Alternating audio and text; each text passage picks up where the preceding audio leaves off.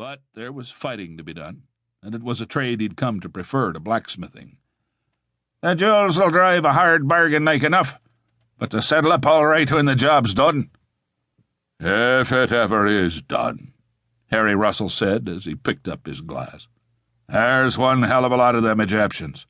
They say there's 250,000 foot soldiers, and the radio said Algerian troops are headed for the Sinai too."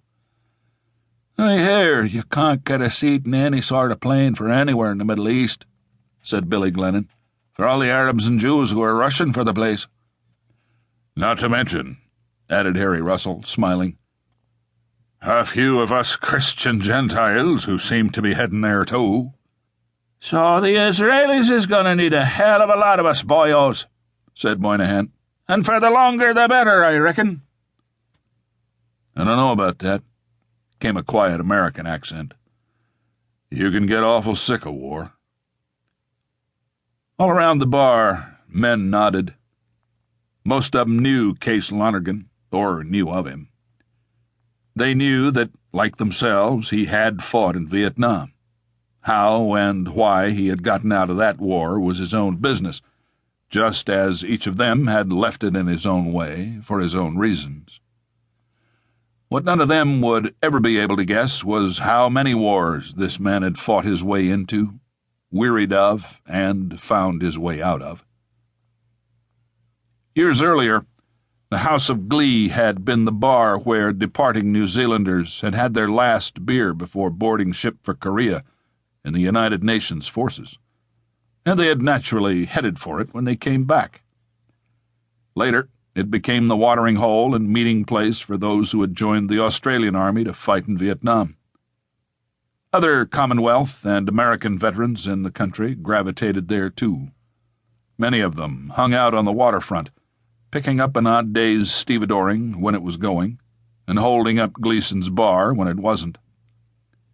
The rest of the Auckland family's clientele were merchant seamen, some of them veterans too. Like the stevedores, they were either spending the pay from their last boat or waiting for the next one and spending the money in advance on Gleason's slate. After dark, they would usually move to the lounge bar, and their tabs would grow rapidly as they bought drinks for the mainly pretty, or at least available, waterfront women who accounted for the hotel's unofficial name. The man who had called himself Case Lonergan when he was in the U.S. Army had simply walked out of the Vietnam Field Hospital where he had been expected to die, and the U.S. Army had not heard of him since. Captain Goldman and Colonel Landers, the two doctors treating him, had found it easier to go along with his disappearance and lose his file, rather than try to explain a near corpse that had walked away, or to try to solve the mystery of a man who recovered from mortal wounds, and whose body showed the scars of having done so countless times before, and who, for good measure, had carried embedded in his flesh for almost 2,000 years the bronze arrowhead they had removed from his thigh, along with all the more recently acquired shrapnel. In Saigon, Lonergan had found it easy enough to buy a new passport and a ticket to Australia, but the round eyes of the Sydney Sheilas were much harder, and their bodies colder than he remembered from when he had been there on R&R with pockets full of money, and he soon crossed the Tasman Sea to take a look at New Zealand. In the Vietnam hospital, Captain Goldman had heard some of this eternal mercenary's history, and would not have been surprised to find him heading off to yet another war. For his part, the man who had been born Casca Rufio Longinus in the reign of Augustus Caesar had now wearied of the daily round of civilian life, as he so often had before. He liked New Zealand and its people well enough, but could not get enthusiastic about milking cows, butchering sheep, or felling trees, about the only jobs offered, apart from the waterfront.